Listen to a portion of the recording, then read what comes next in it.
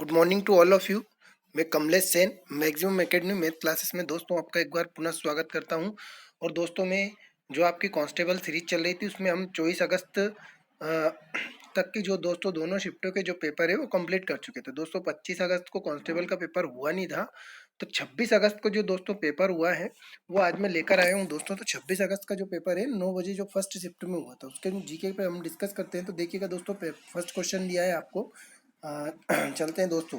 ये क्वेश्चन दोस्तों बहुत ही ज़्यादा आईएमपी था उस समय का। तो भारत के 10वें प्रधानमंत्री जो मध्य प्रदेश में पैदा हुआ, जिनका जन्म अब गुड गवर्नेंस डे के रूप में मनाया जाता है। तो दोस्तों ये अपने पता है कौन है, अटल बिहारी वाजपेयी। ठीक है, अब ये हमारे क्या है दोस्तों 11वें नंबर के, 14वें नंबर के और 15वें नंबर के प्रधानमंत्री भी रहे। ठीक है, अब यहाँ पे इसे जो गुड गवर्नेंस डे है हमारा कब से मनाया जाने लगा है, 2015 से। ठीक है, 2015 से अटल बिहारी वाजपेयी के जन्मदिन के रूप में मनाया जाता है। ठीक है, गुड गवर्नेंस डे मतलब सुशासन दिवस। ठीक है दोस्तों, अब हम याद रख लेते हैं दोस्तों कि ये हमारे अटल बिहारी एकमात्र ऐसे प्रधानमंत्री जो सबसे, इनका प्रधानमंत्री का कार्यकाल भी सबसे कम रहा, मात्र 13 दिन की इनकी सरकार रही थी। ठीक है दोस्तों, अब अगले चलते हैं। ऊटी और कोडाइकनाल है ना, जैसी पहाड़ी वाले स्थानों पर आप भारत के किस राज्य में आएंगे? तो दोस्तों यहाँ पर हमें याद रखना है किसमें, तमिलनाडु। ऊटी और जो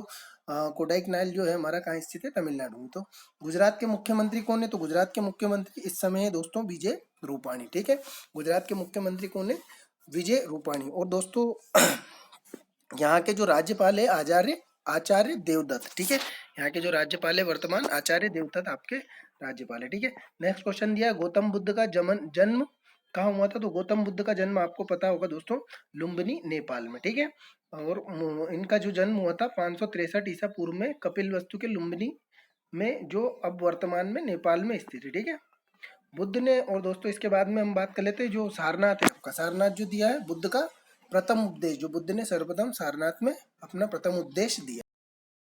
क्वेश्चन की बात कर लेते हैं दोस्तों हम। नेक्स्ट क्वेश्चन क्या दिया है? नेक्स्ट क्वेश्चन दिया है, निम्नांकित में से कौन सा अनुच्छेद भारत के संविधान में संशोधन की चर्चा करता है? तो दोस्तों आपको पता होगा 368। ठीक है, 368 के द्वारा हम क्या कर सकते हैं, संविधान में संशोधन कर सकते हैं। ठीक है, और ये जो प्रक्रिया ली गई है दोस्तों संविधान की, ये कहाँ से ली गई? हमने दक्षिण अफ्रीका से। ठीक है, दक्षिण अफ्रीका से हमने संविधान संशोधन की प्रक्रिया ली गई। ठीक है, अपने भारत के संविधान को उधार का तेला भी कहा जाता है, आप लोगों को पता होगा दोस्तों। यदि समझ में आ रहा है तो लाइक कर दीजिए वीडियो को, चैनल को सब्सक्राइब कर लिए दोस्तों।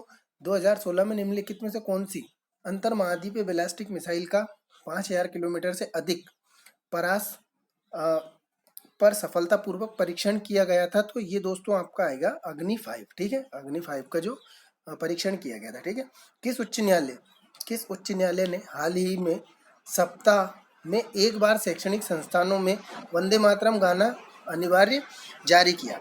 तो ये वंदे मातरम जो आपका दोस्तों गाना अनिवार्य किया है, ये हमारे मद्रास उच्च न्यायालय ने ये चालू किया। ठीक है, मद्रास उच्च न्यायालय जो सेकंड ऑप्शन है आपका, मद्रास उच्च न्यायालय ने चालू किया, ये भारत का पहला है। तो मद्रास जो है, मद्रास हाईकोर्ट ने हाल ही में अपने फैसले में कहा था कि तमिलनाडु के सभी स्कूल कॉलेजों में सप्ताह में कम से कम एक बार और सरकारी तथा निजी कार्यालयों में महीने में कम से कम एक बार राष्ट्रगीत वंदे मातरम गाना चाहिए। ठीक है, अब देखिएगा नेक्स्ट क्वेश्चन दिया है, अगला क्वेश्चन देखिएगा भैया, भारतीय नौसेना का सेवा में एकमात्र सक्रिय विमान वाहक पोत कौन सा है? तो भारतीय नौसेना का जो आपका है ये आईएनएस विक्रमादित्य हम कह सकते हैं। ठीक है, आईएनएस विक्रमादित्य जो थर्ड ऑप्शन आपका हो जाएगा। ठीक है, नेक्स्ट क्वेश्चन देखिएगा दोस्तों, नर्मदा नदी का उद्गम स्थल कहाँ है? तो नर्मदा नदी का उद्गम स्थल आपको पता होगा अमरकंटक। ठीक है, अमरकंटक आप बात कर लेते हैं हम नर्मदा नदी के बारे में। इसका जो उद्गम स्थल अमरकंटक जो है अनूपपुर जिले में है और जो शहडोल संभाग में। ठीक है, और यहाँ से अमरकंटक से दोस्तों एक सोन नदी भी निकलती है और एक जोहिला नदी, 3 नदी अमरकंटक से यहाँ से निकलती है। और दोस्तों मात्र 2 नदी ऐसी हैं जो पूरब से पश्चिम, भारत की पूरी नदियों में से हम 2 नदियाँ कह सकते हैं कि पूरब से पश्चिम बहती हैं, और ये डेल्टा ना बनाकर एस्चुरी या फिर ज्वार नदबुक भी कह सकते हैं। ठीक है दोस्तों, तो ये नदी है यहाँ पे। और नर्मदा नदी मध्य प्रदेश की सबसे बड़ी नदी है, 1077 बहती है, और 5वीं भारत की सबसे बड़ी नदी भी है। ठीक है, और पूरे मध्य प्रदेश में कितनी बहती है? 1300, पूरे भारत में ये नदी बहती है 1312। और ये मध्य प्रदेश के कितने राज्यों में बहती है? मध्य प्रदेश के, सॉरी, भारत के कितने राज्यों में बहती है? 3 राज्यों में, मध्य प्रदेश, महाराष्ट्र और गुजरात। ठीक है दोस्तों, और इसके बाद में अरब सागर में जाकर गिर जाती है। ठीक है, चलते हैं नेक्स्ट क्वेश्चन की ओर। नेक्स्ट क्वेश्चन क्या दिया है? भारत का पहला क्रिकेट, भारत ने पहला क्रिकेट विश्व कप कब जीता था? तो 1983 में। तो 1983 में किसकी कप्तानी में जीता था? कपिल देव की कप्तानी में। ठीक है, कपिल देव की कप्तानी में पहला विश्व कप, जो क्रिकेट विश्व कप था, वो जीता था। ठीक है, और दूसरा तो दोस्तों आपको याद ही होगा, आपको कमेंट बॉक्स में बताना है दूसरा विश्व कप भारत ने कब जीता था। ठीक है, अब देखिएगा दोस्तों, यहाँ पर हम नेक्स्ट क्वेश्चन की बात कर लेते हैं। नेक्स्ट क्वेश्चन क्या दिया है? नेक्स्ट क्वेश्चन दिया है आपका, जाकिर हुसैन किस तबला वादक के पुत्र थे? तो जाकिर हुसैन जो हमारे थे, अल्लाह रक्का के पुत्र थे। ठीक है, जाकिर हुसैन किसके पुत्र थे दोस्तों? अल्लाह रक्का के पुत्र थे। नेक्स्ट क्वेश्चन की बात कर लेते हैं हम, उदयगिरी और खांडेगिरी की गुफाएं कहाँ स्थित है? तो उदयगिरी और खांडेगिरी की जो गुफाएं स्थित है हमारी दोस्तों, उड़ीसा राज्य में। ठीक है, उदयगिरी और खांडेगिरी की गुफाएं और कहाँ स्थित है? उड़ीसा में। तो दोस्तों ये किनसे संबंधित है? जैन धर्म से। किससे संबंधित है? जैन धर्म से। ठीक है, अब दोस्तों यहाँ पे एक शब्द दिखाई दे रहा है हमें, गिरी। जहां भी गिरी शब्द आ जाए वो जैन से संबंधित है। ठीक है, ये ध्यान रखना है। अगला क्वेश्चन दिया है, जबलपुर की, जबलपुर जो कि एक महत्वपूर्ण शहर है, क्षेत्र के अंतर्गत आता है। तो जबलपुर किस क्षेत्र के अंतर्गत आता है दोस्तों? जबलपुर जो आता है हमारा महाकौशल के अंतर्गत। ठीक है, महाकौशल क्षेत्र के अंतर्गत आता है। ठीक है, नेक्स्ट क्वेश्चन देखिएगा। नेक्स्ट क्वेश्चन क्या दिया है, अंतरिक्ष में जाने वाले पहले भारतीय कौन थे? तो अंतरिक्ष में जाने वाले पहले भारतीय थे हमारे राकेश शर्मा। ठीक है, तो अंतरिक्ष में जब ये गए थे, कब गए थे दोस्तों? 3 अप्रैल 1984 को। ठीक है, अब इन ये किससे गए थे? राकेश शर्मा अंतरिक्ष में जाने वाले प्रथम भारतीय थे। ठीक है, और ये सोवियत संघ के कहाँ से गए थे? सोवियत अंतरिक्ष यात्रियों के साथ सोयूज T2 अंतरिक्ष यान में कजाकिस्तान के बेकानूर से अंतरिक्ष में गए थे। ठीक है, और 1984 में वापस 11 अप्रैल, 3 अप्रैल को गए थे और 11 अप्रैल को रिटर्न, 1984 को रिटर्न हो गए थे। ठीक है, नेक्स्ट क्वेश्चन देखिएगा, भूदान आंदोलन के प्रणेता कौन है, प्रवर्तक कौन है? तो ये क्वेश्चन बहुत बार पूछा जा चुका है दोस्तों, है ना। तो ये है जयप्रकाश, सॉरी, भूदान आंदोलन के प्रवर्तक है जो हमारे विनोबा भावे। ठीक है, विनोबा भावे हमारे भूदान आंदोलन के प्रवर्तक है। भारत के द्वितीय राष्ट्रपति कौन है? तो भारत के द्वितीय राष्ट्रपति आपको पता होगा कौन है?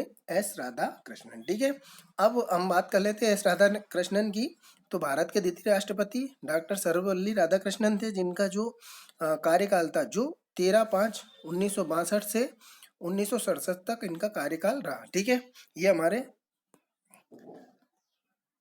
ठीक है। नेक्स्ट क्वेश्चन कर लेते हैं, डिस्कवरी ऑफ इंडिया किसने लिखी? तो discovery of India Jawaharlal Nehru ने। इसका जो आता है, इसका नाम है हिंदी में अगर हम कहें तो भारत की खोज। ठीक है, डिस्कवरी ऑफ इंडिया मतलब भारत की खोज किसने लिखी थी? तो हमारे अ,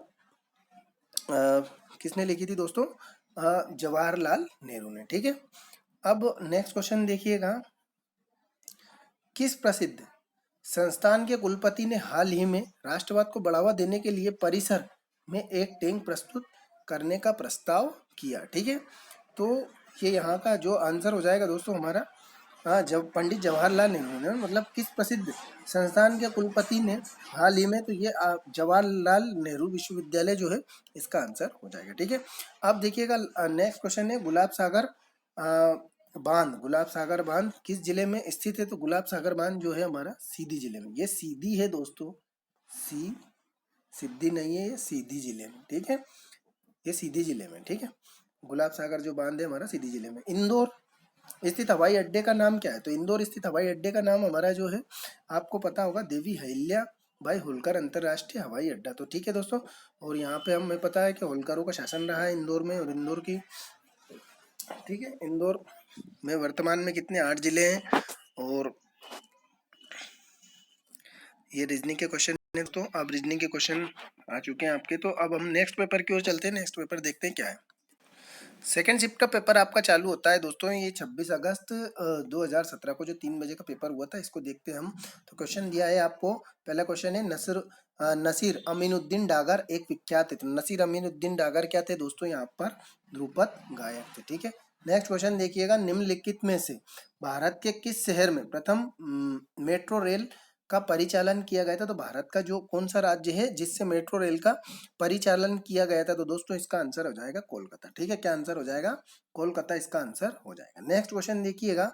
नेक्स्ट क्वेश्चन आपको दिया है, देश भर में देश भर में परिवार न्यायालय की स्थापना, क्या कह रहा है, देश भर में परिवार न्यायालय की स्थापना करने के लिए किस वर्ष परिवार न्यायालय अधिनियम बनाया गया। तो दोस्तों यहाँ पर कब बनाया गया, ये 1984 में। ठीक है, 1984 में अधिनियम बनाया गया। ठीक है, परिवार या कुटुंब न्यायालय अधिनियम 1984 अधिनियम वर्ष जो है 1984 में बनाया गया था। ठीक है, इसका विस्तार क्या है, जम्मू कश्मीर के अलावा संपूर्ण भारत में है। ठीक है, अब इसका जो मेन उद्देश्य था, इसका मेन उद्देश्य है, इसका उद्देश्य विवाह और कौटुंब बातों से संबंधित विवादों में सुलह व शीघ्र निपटारा सुनिश्चित करना है। ठीक है, नेक्स्ट क्वेश्चन देखते हैं। नेक्स्ट क्वेश्चन क्या दिया है, सामान्यतः किन्हें आधुनिक हिंदी साहित्य का पिता कहा जाता है। तो ये अपने पता है, भारतेंदु हरिश्चंद्र को हिंदी साहित्य का पिता कहा जाता है। ठीक है, इनका जो मूल नाम था हरिश्चंद्र था। ठीक है, भारतेंदु इनकी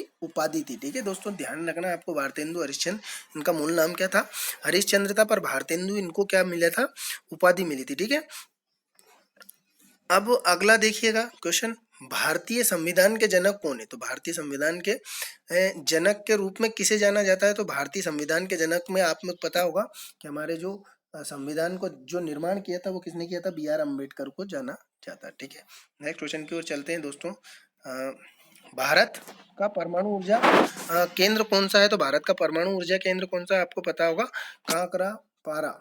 इसमें ऑप्शन में, हाँ ये फर्स्ट ऑप्शन दिया, कांकरा पारा परमाणु ऊर्जा केंद्र जो है हमारे भारत का परमाणु ऊर्जा केंद्र। इसकी स्थापना कब हुई थी दोस्तों, 1969 में हुई थी। इसकी क्षमता है 1400 मेगावाट की। ठीक है, ध्यान रखना है, वेरी वेरी आईएमपी क्वेश्चन है। कांकरा पारा वर्तमान में कहाँ स्थित है, ये महाराष्ट्र में स्थित है। ठीक है, तारापुर शक्ति केंद्र, सॉरी,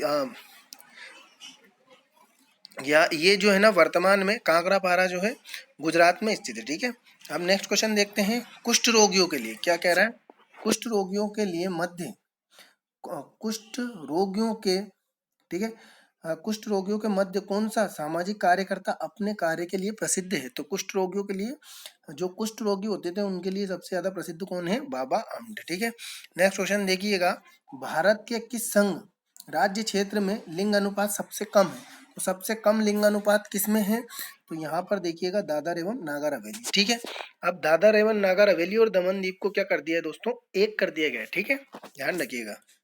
नेक्स्ट क्वेश्चन दिया है, अब इसका विलय जो किया गया। ठीक है, अब देखते हैं अगला, निम्नलिखित में से अपन देखते हैं, निम्नलिखित में से कुछ रोगियों को नहीं, निम्नलिखित में से ये यहाँ पर दिया है भारतीय संघ है ना, तो इसे जो मिलाया गया, कब मिलाया गया दोस्तों, 26 जनवरी 2001 को एक हो गए। ठीक है, और इसमें अब वर्तमान में कितने राज्य हो गए इस तरीके से दोस्तों, 28 राज्य हो गए, और कितने हो गए, 8 केंद्र शासित प्रदेश। ठीक है, जम्मू कश्मीर के डिवाइडेशन के बाद एक राज्य हमारा कम हो गया।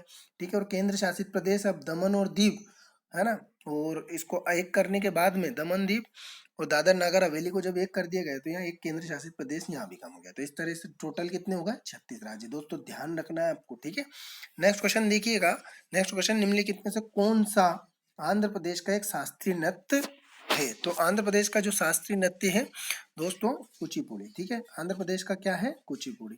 ठीक है, अब कथकली कहाँ का है, केरल का। ठीक है, अब हम बात कर लेते हैं भरतनाट्यम है तमिलनाडु का। ठीक है, ओडिसी जो है उड़ीसा का। ठीक है, चारों का ऑप्शन हमें पता है। ठीक है, ध्यान रखिएगा दोस्तों, एक नंबर बिल्कुल इसमें से आएगा ये वाला क्वेश्चन।